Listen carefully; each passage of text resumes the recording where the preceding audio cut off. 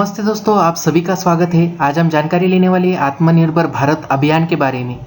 अगर आप हमारे YouTube चैनल पर नए हैं तो target government job YouTube channel को सब्सक्राइब कीजिए, बाजू में दिए हुए बेल आइकन को क्लिक करना मत भूलें। इस वीडियो लेक्चर की PDF नीचे डिस्क्रिप्शन बॉक्स में दी है, अगर आपको ज़रूरत है तो आप वहाँ से डाउनलोड करके ले सकते। आत्मनिर्भर भारत अभियान आप ऑनलाइन आवेदन भी कर सकते हैं। इसका लाभ, पात्रता एवं सभी जानकारी इस वीडियो लेक्चर में है। आपदा को अवसर में बदलने के लिए माननीय पंतप्रधान श्री नरेंद्र मोदी द्वारा दिनांक 12 मई 2020 को राष्ट्र को संबोधित करते हुए एक राहत पैकेज आत्मनिर्भर भारत अभियान की शुरुआत की है। कोविड-19 महामारी संकट से लड़ने में आत्मनिर्भर भारत अभियान, यह जो योजना है, निश्चित रूप से एक महत्वपूर्ण भूमिका निभाएगा और एक आधुनिक भारत की पहचान बनाएगा। पीएम नरेंद्र मोदी ने राहत पैकेज, जो कि आत्मनिर्भर भारत अभियान है, के अंतर्गत केंद्र सरकार द्वारा 20 लाख करोड़ रुपए, जो देश के जीडीपी के लगभग 10% है, वो उनको घोषित किया है।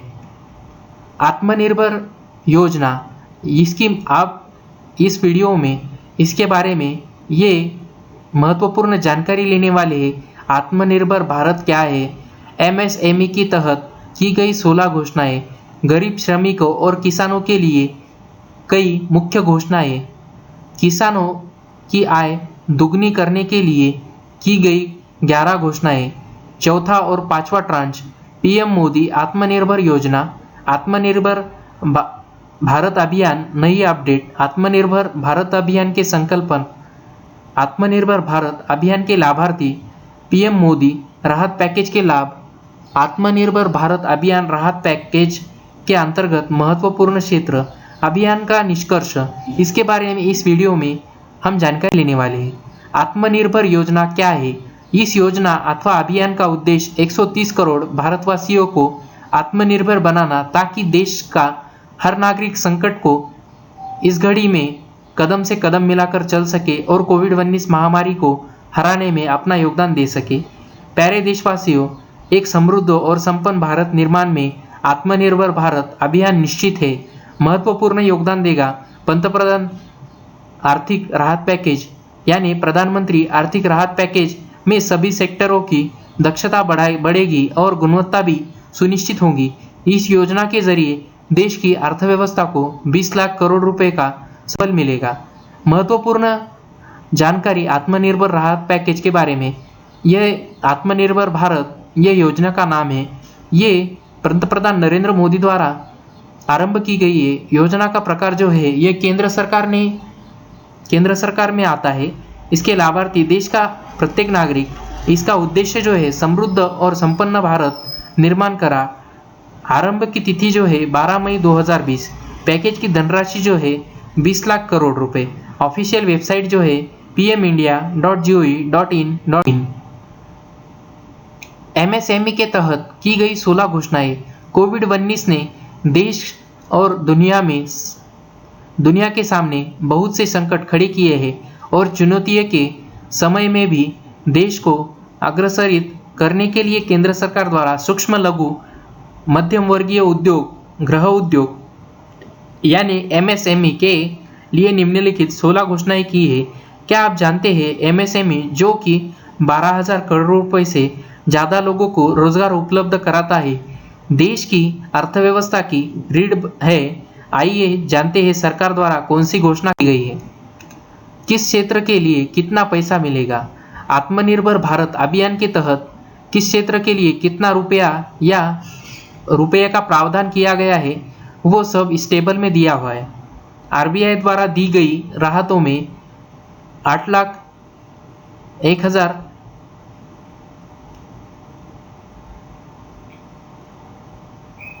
किस क्षेत्र को कितना पैसा मिलेगा, यह इस टेबल में दिया है। ये आप पूरा पढ़ सकते हैं और इसकी पीडीएफ हमने डिस्क्रिप्शन बॉक्स में भी दी है।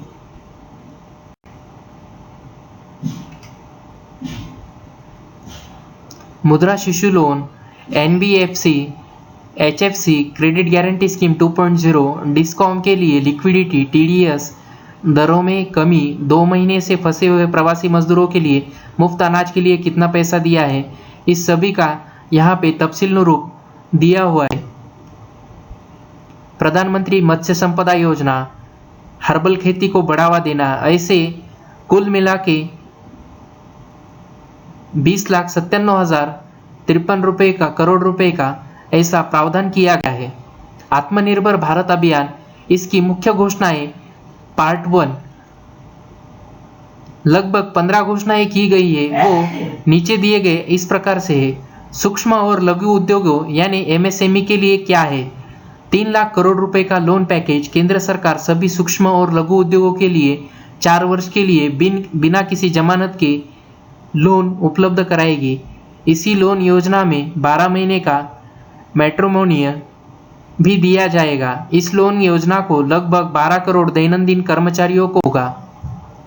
करीब 2 लाख सूक्ष्म और लघु उद्योजकों को आर्थिक रूप से कमजोर है या फिर एनपीए में है, उनके लिए 20,000 करोड़ रुपए की मदद की जाएगी। ₹15,000 crore of liquidity infusion into those who have potential having doing visible business। MSME की नई परिभाषा, एमएसएमई की जो परिभाषा है नई अभी बदल किया है, उसमें एमएसएमई के लिए इन्वेस्टमेंट की लिमिट को बढ़ाया जाएगा। टर्नओवर आकार को भी बढ़ाया जा सकता है। सेवा और विनिर्माण यानी सर्विस एंड मैन्युफैक्चरिंग एमएसएमई के अंतर को हटाया भी जाएगा। 200 करोड़ रुपए तक के ग्लोबल टेंडर को अनुमति नहीं। 200 करोड़ रुपए तक सरकारी खरीदी निविदाएं यानी टेंडर अब वैश्विक निविदा समूह पर नहीं होंगी। एमएसएमई सेक्टर में ई कॉमर्स को बढ़ावा देने के लिए नगद नए कदम उठाए जाएंगे। कर्मचारी भविष्य निधि यानी ईपीएफ के लिए क्या है? जिन कंपनियों में 100 से कम कर्मचारी काम करते हैं और जिनमें कम से कम 90% का वेतन 15,000 से कम है, सरकार अगले 3 महीने यानी जून, जुलाई, अगस्त 2020 के लिए उनके कर्मचारियों को ईपीएफ खुद भरेंगी। लगभग 2500 करोड़ रुपए का इस पैकेज का फायदा देश के लगभग 72 लाख कर्मचारियों को होगा। कुछ उद्योगों के लिए ईपीएफ योगदान को अगले 3 महीने के लिए 12% के लिए कम करके 10% कर दिया है। सरकार के अधीन आने वाली सभी उद्योगों, सार्वजनिक क्षेत्रों को उद्यम और सार्वजनिक क्षेत्रों के उपक्रम की और अगले 3 महीने के लिए पूरा ईपीएफ सरकार भरेंगे। इसके लिए सरकार ने 6,750 करोड़ रुपए का प्रावधान किया है। Housing finance corporation, micro finance संस्थानों और नॉन बैंकिंग फाइनेंस कॉरपोरेशन के लिए क्या है? 30,000 करोड़ रुपए की लिक्विडिटी इन्वेस्टमेंट फैसिलिटी देश भर में सभी housing finance corporation, micro finance संस्थानों और नॉन बैंकिंग फाइनेंस कॉरपोरेशन के लिए उपलब्ध होगी। नॉन बैंकिंग फाइनेंस कॉरपोरेशन के लिए सरकार 4,500 रुपये करोड़ का बजट के साथ पार्शियल क्रेडिट गारंटी स्कीम 2.0 की शुरुआत करेगी। डिस्कॉम के लिए पावर डिस्ट्रीब्यूशन कंपनी जो डिस्कॉम्स के अंदर आती है, उनके लिए 90,000 करोड़ रुपए का इमरजेंसी लिक्विडिटी इंजेक्शन यानी लोन का प्रावधान किया है। ठेकेदारों अथवा कॉन्ट्रैक्टर्स के लिए सभी सरकारी एजेंसियों से जैसे कि रेलवे सभी ठेकेदारों अथवा कॉन्ट्रैक्टर्स को 6 महीने की रियासत देगी। रियल इस्टेट के लिए क्या है? रियल इस्टेट प्रोजेक्ट्स के लिए रेरा यानी रजिस्ट्रेशन और कंप्लीशन की तारीखों को 6 महीने के लिए बढ़ाया दिया गया है। कर यानी टैक्स के क्षेत्र के लिए क्या है? सभी प्रकार के टीसीएस, टीडीएस को 14 मई 2020 से 31 मार्च 2021 तक 25% कम किया गया है। सभी LLP, charitable, professional partnerships and proprietorship firms का बकाया टैक्स रिफंड तुरंत किया जाएगा। इनकम टैक्स जमा करने की अंतिम तिथि 30 नवंबर तक बढ़ाई जाएंगी और टैक्स रिसिप्टेंट डेटा को 31 अक्टूबर 2020 तक। आत्मनिर्भर भारत अभियान मुख्य घोषणाएं पार्ट 2। इस पार्ट 2 में मजदूर, प्रवासी मजदूर, किसानों और गरीबों के लिए कई घोषणाएं भारत सरकार ने की है। वो इस प्रकार से है। प्रवासी मजदूरों के लिए देश भर में सभी प्रवासी मजदूरों और गरीबों को अगले 2 महीने के लिए मुफ्त में राशन उपलब्ध कराया जाएगा, जिसका पूरा खर्च केंद्र सरकार उठाएगी। इसमें वो सभी लोग भी शामिल होंगे जिनके पास NFS यानी राशन कार्ड नहीं होगा। फिर राज्य की राशन कार्ड लिस्ट में भी जिनका नाम नहीं है, इनके लिए ऐसी योजना की गई है। देश भर में one nation one ration card योजना को 31 मार्च 2021 तक संपूर्ण तरीके से लागू किया जाएगा, जिसके तहत कोई भी राशन कार्ड होल्डर देश भर में किसी भी राशन वितरण केंद्र के राशन से राशन ले सकेगा। केंद्र सरकार देश भर में प्रवासी मजदूरों के लिए अफोर्डेबल रेंटल हाउसिंग स्कीम लेकर आएगी, जिसके तहत प्रवासी मजदूर जहां कहीं भी रहेंगे उन्हें वहीं पर रहने के लिए सस्ते किराए वाले मकान उपलब्ध कराए दिए जाएंगे। मुद्रा लोन योजना के लाभार्थियों के लिए क्या है? मुद्रा लोन योजना के तहत शिशु लोन धारकों के लिए अगले 12 महीने तक 2% तक ब्याज सब्सिडी दी जाएगी, बशर्ते कि वो समय पर किस्त का भुगतान करें। फेरी वाले यानी स्ट्रीट वेंडर्स के लिए क्या है? करीब 50 लाख फेरी वाले यानी स्ट्रीट वेंडर्स के लिए 5,000 करोड़ रुपए की सहायता का प्रावधान है। प्रत्येक फेरी वाले को 10,000 रुपए तक की 10,000 रुपए तक की मदद मिलेगी, जिसके लिए यह योजना अगले 1 महीने के अंदर कर दी जाएगी। आवास के लिए मध्यम वर्ग आय वाले लोगों जिनकी वार्षिक आय 6 लाख से कम 6 से 18 लाख के बीच है, उनके लिए प्रधानमंत्री आवास योजना के तहत क्रेडिट लिंक्ड सब्सिडी योजना को 1 साल यानी 31 मार्च 2021 तक बढ़ाया गया है। आदिवासियों के लिए रोजगार पैदा करने के लिए भारत सरकार ने आत्मनिर्भर भारत योजना अभियान के तहत 6,000 करोड़ रुपए का प्रावधान किया है। किसानों के लिए नाबार्ड के माध्यम से 30,000 करोड़ रुपए के अतिरिक्त वर्किंग कैपिटल, जिससे लगभग 3 करोड़ छोटे और मार्जिनल किसानों को फायदा होगा। सभी किसान क्रेडिट कार्ड धारकों के लिए 2 लाख रुपए का कन्फेशनल क्रेडिट यानी मछली पालन और पशुपालन करने वाले किसान को भी किसान क्रेडिट कार्ड योजना के तहत शामिल किया जाएगा।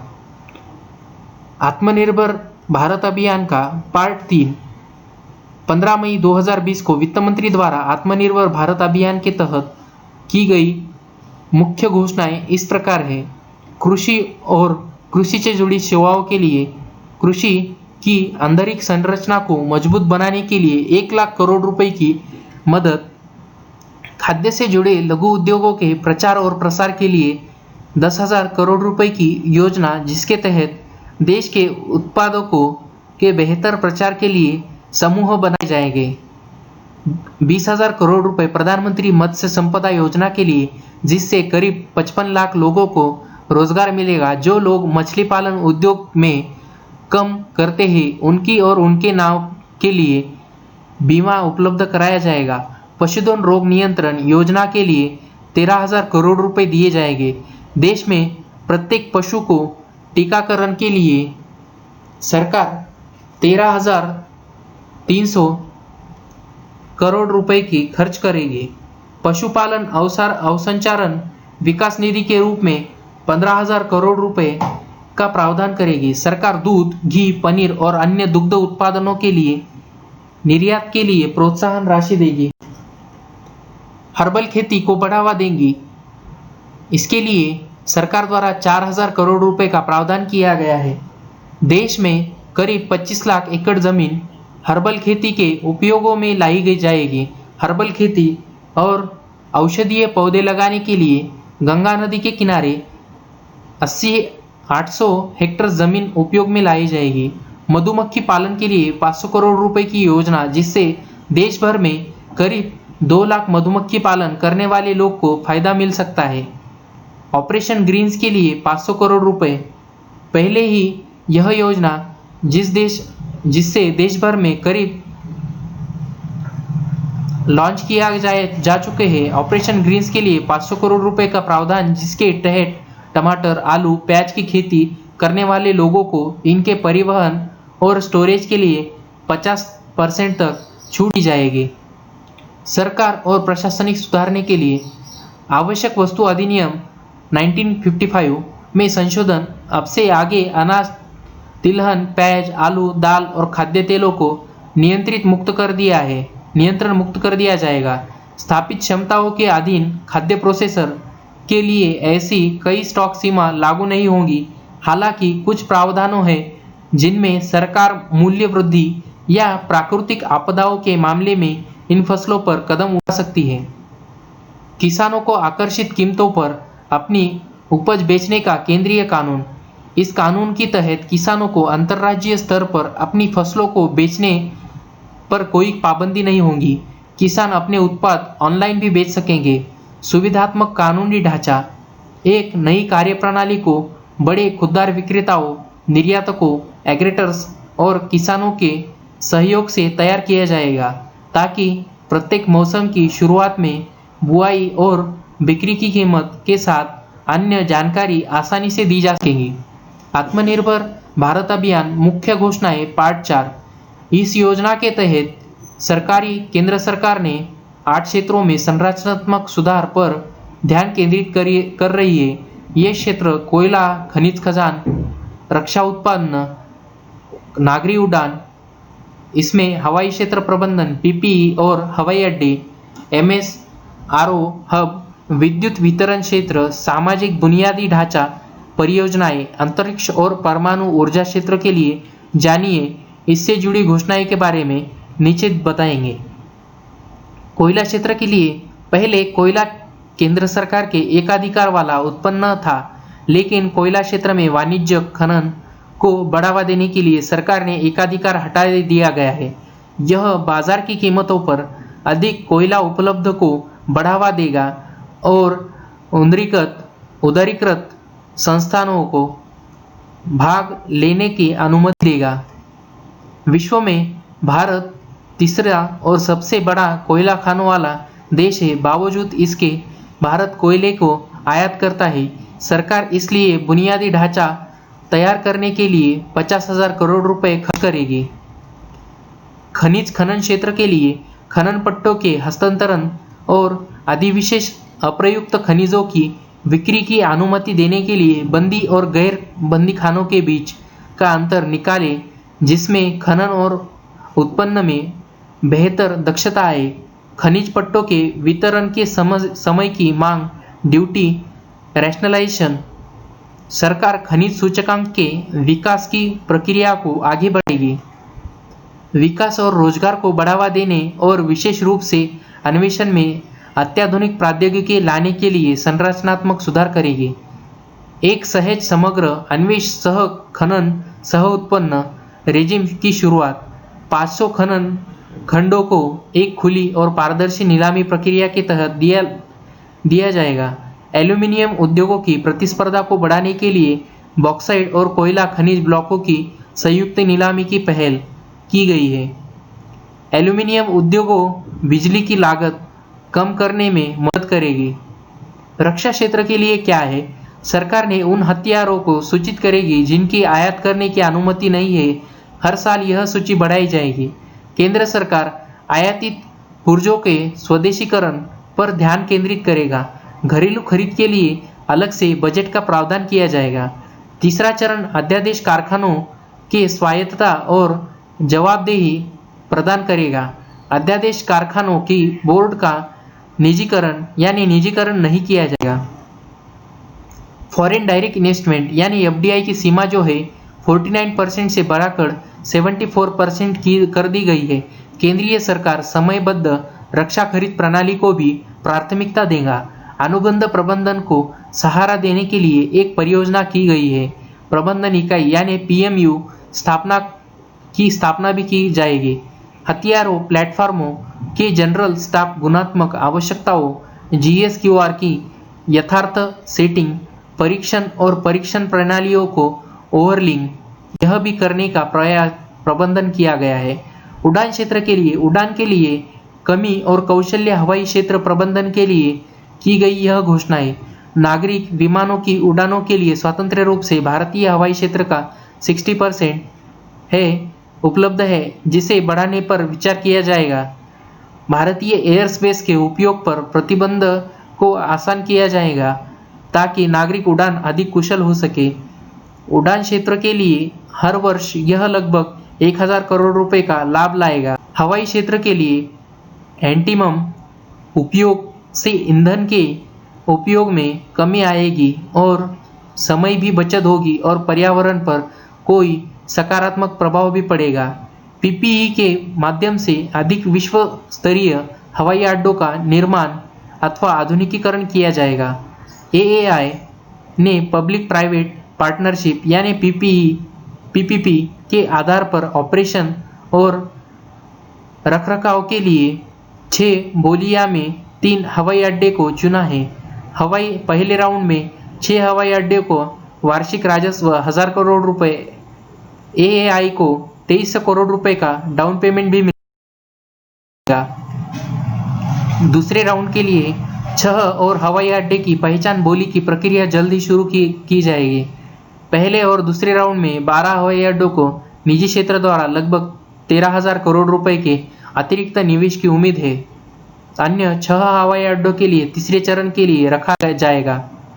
बिजली वितरण क्षेत्र के लिए केंद्र शासित प्रदेशों में बिजली वितरण और आपूर्ति का शुभ ऑप्टिमम प्रदर्शन।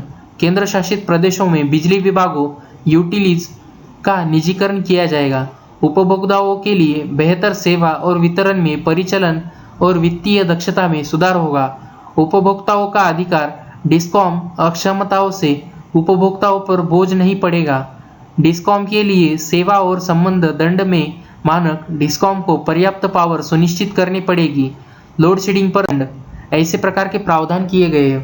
उद्योग को बढ़ावा देना, क्रॉस सब्सिडी में प्रगतिशील कमी, खुली पहुंच का समयबद्ध अनुदान, जनरेशन और ट्रांसमिशन प्रोजेक्ट डेवलपर्स या प्रतिस्पर्धात्मक रूप में चुना जाएगा। सेक्टर का स्थिरता, कोई रेगुलेटरी एसेस नहीं।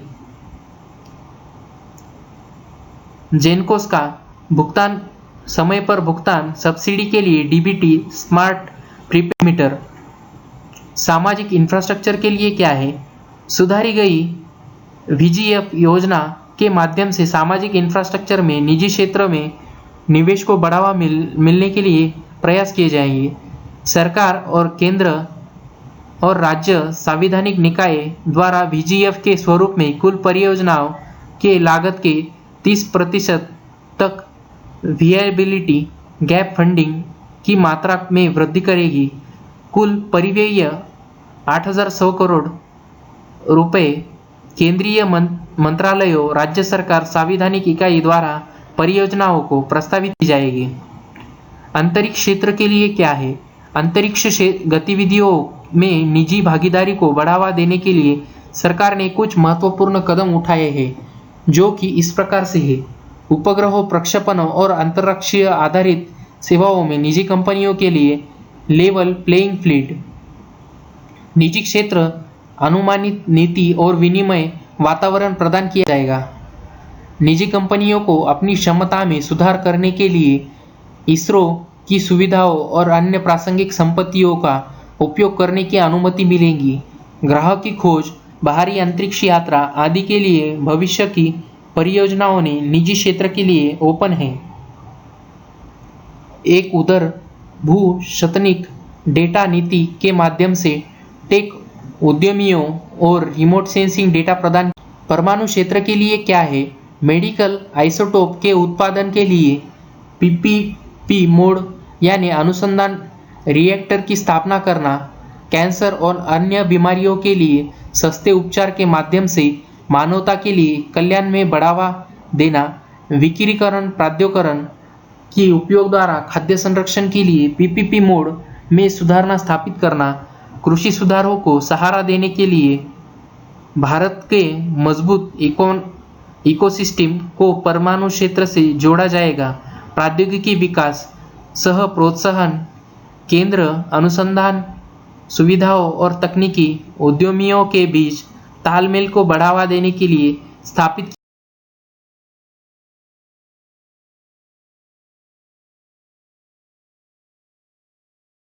किया जाएगा। आत्मनिर्भर भारत अभियान मुख्य घोषणाएं पार्ट 5। यह फाइनल पार्ट है। इस अभियान के तहत फाइनल पार्ट 5 में यह घोषणा की गई है वो इस प्रकार से, रोजगार क्षेत्र के लिए रोजगार प्रदान करने के लिए मनरेगा के आवंटन में 4 लाख करोड़ रुपए की वृद्धि होगी, जिससे कुल मिलाकर लगभग 300 करोड़ व्यक्ति दिन बनाने में मदद होगी। मानसून के मौसम के प्रवासियों को लौटने सहित अधिक काम की जरूरत को पूरा करेगा। जल संरक्षण परिसंपत्तियों सहित टिकाऊ और आजीविका जल संरक्षण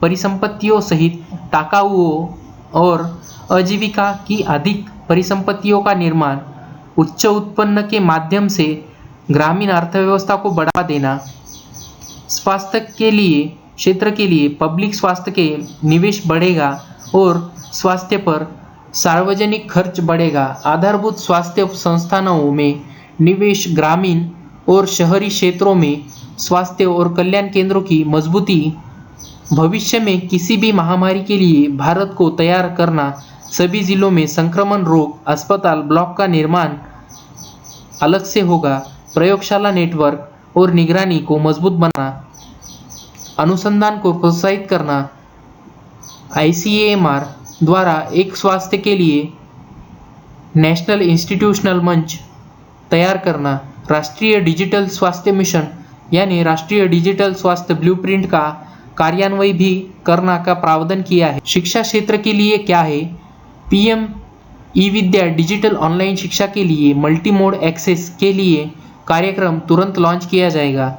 स्कूली शिक्षा के लिए दीक्षा ई-कंटेंट और सभी ग्रेड यानी एक राष्ट्र और एक डिजिटल प्लेटफॉर्म के लिए QR कोड एनर्जेटिक पाठ्यपुस्तकों, पहली से 12वीं कक्षा तक के लिए टीवी चैनल, प्रति कक्षा एक चैनल, रेडियो, सामुदायिक रेडियो और पॉडकास्ट का व्यापक उपयोग, इसका भी प्रावधान किया गया है।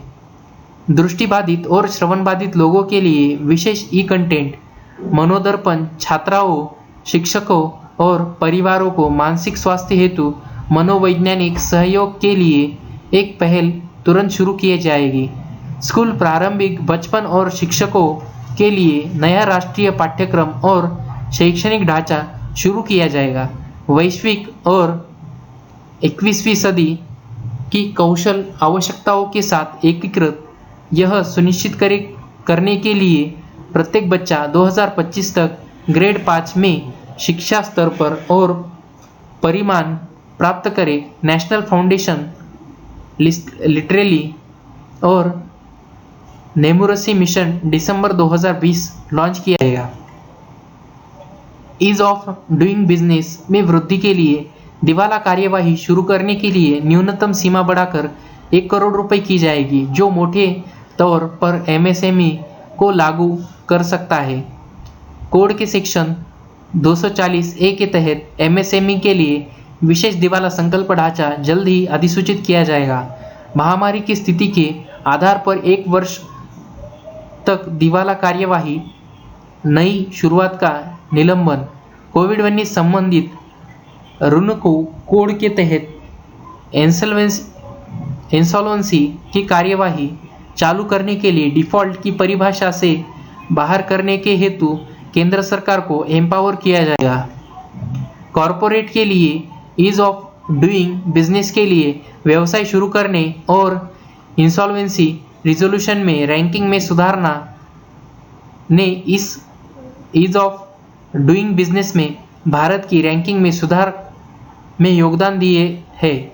अनुमेय विदेशी अधिकार क्षेत्रों में भारतीय सार्वजनिक कंपनी द्वारा सिक्योरिटीज की सीधा लिस्टिंग सीधा स्टॉक एक्सचेंज पर NCDEX को लिस्ट करने वाली निजी कंपनियों को लिस्टेड कंपनी के रूप में नहीं माना जाएगा। कंपनी एक्ट 2013 में कंपनी अधिनियम 1956 के लगभग IX से निर्माता कंपनियों को प्रावधान शामिल है। NCLAT के लिए अतिरिक्त विशेष बेंच बनाने की शक्ति छोटी कंपनियों, एक व्यक्ति कंपनियों, निर्माता कंपनियों और स्टार्टअप के लिए सभी चूक के लिए दंड ऐसे प्रावधान किए गए हैं। कंपनी एक्ट में बदलाव। कंपनी एक्ट में आपराधिक प्रावधानों को कम करना, मामूली तकनीकी और प्रक्रियात्मक चूक यानी CSR, रेपोरिंग में कमियां, बोर्ड रिपोर्ट की कमियां, चूक दायर करना, AGM रखने में देरी से संबंधित कंपनियों को एक्ट में उल्लंघनों को गैर आपराधिक बनाया जाएगा। अधिकतर कंपाउंडेबल अपराधों को आंतरिक स्थगन तंत्र यानी IAM में स्थानांतरित किया जाएगा और कंपाउंडिंग के लिए RD के शक्तियों को बढ़ाया जाएगा। संशोधन आपराधिक अदालतों और NCLT को डीक्लोग करेगा। 7 कंपाउंडेबल अपराधों की पूरी तरह से हटा दिया गया है और 5 को वैकल्पिक ढांचे में तहत निपटाया जाएगा। सार्वजनिक क्षेत्रों के लिए उद्यम नीतियों में बदलाव। सार्वजनिक हित में PSES की उपस्थिति की आवश्यकता वाली रणनीतिक क्षेत्रों को सूची को जारी किया जाएगा। रणनीतिक क्षेत्र जो है में कम से कम एक सार्वजनिक उद्यम सार्वजनिक क्षेत्र में रहेगा, लेकिन निजी क्षेत्र को भी अनुमति दी जाएगी। अन्य क्षेत्रों में PSES का निजीकरण किया जाएगा। बेकार प्रशासनिक लागतों के कम से कम करने के लिए रणनीतिक क्षेत्रों में उद्यमों की संख्या आमतौर पर केवल 1 से 4 होगी। अचिक को निजीकरण विलय होल्डिंग कंपनी के तहत किया जाएगा। केंद्र के अनुरोध पर RBI द्वारा उठाए गए कदम। राज्य की वेस्ट एंड मीन्स एडवांस सीमाएं 60% तक बढ़ाई गई है। राज्य के लिए लगातार ओवरड्राफ्ट में होने के दिनों की संख्या 14 दिन से बढ़ाकर 21 दिन की गई है। राज्य के एक तिमाही में लगातार ओवरड्राफ्ट होने के जो दिनों में संख्या जो है 32 से 50 दिनों तक की जाएगी। राज्य सरकारों का समर्थन करना और राज्य सरकार स्तर पर सुधार लाना।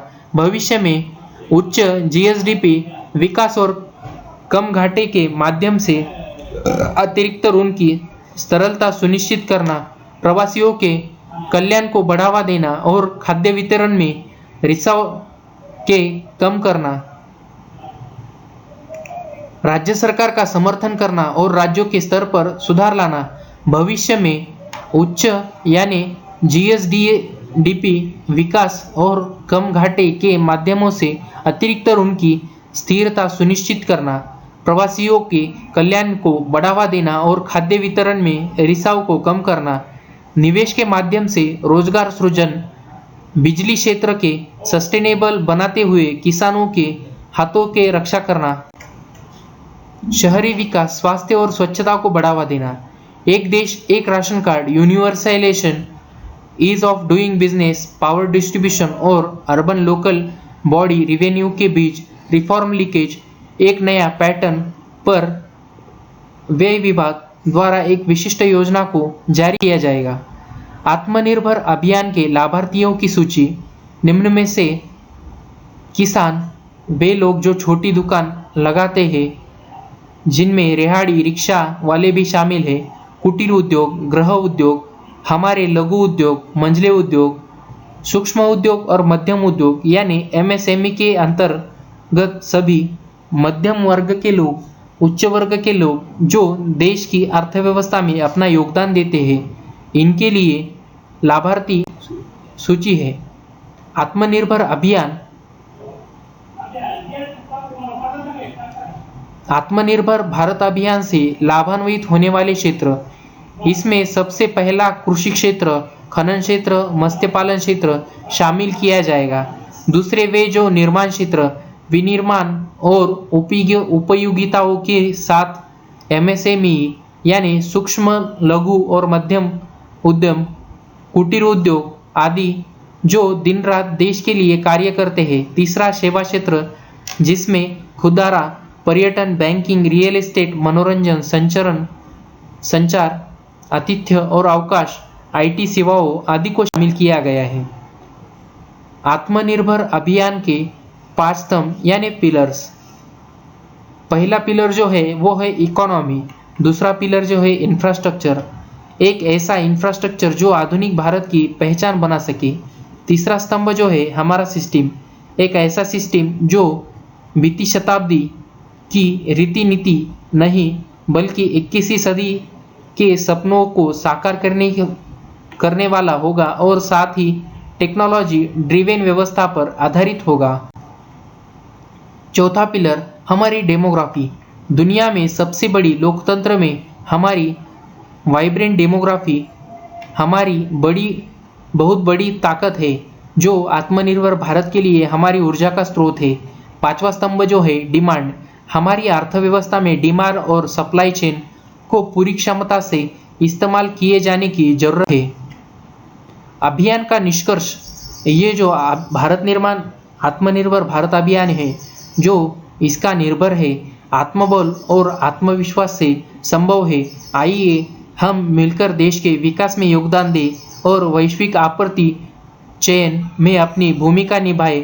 प्यारे देशवासियों, आज भारत के सामने एक बहुत बड़ी चुनौती है, इस आपदा के रूप में खड़ी है। भारत की सांस्कृतिक और भारत के संस्कार हमें संसार के सुख, सहयोग और शांति की चिंता सिखाती है। आइए मिलकर अपनी पूरी संकल्प शक्ति को साथ इस महामारी का सामना करें और भारत को विकास की दिशा में अग्रसर करने के लिए योगदान दें।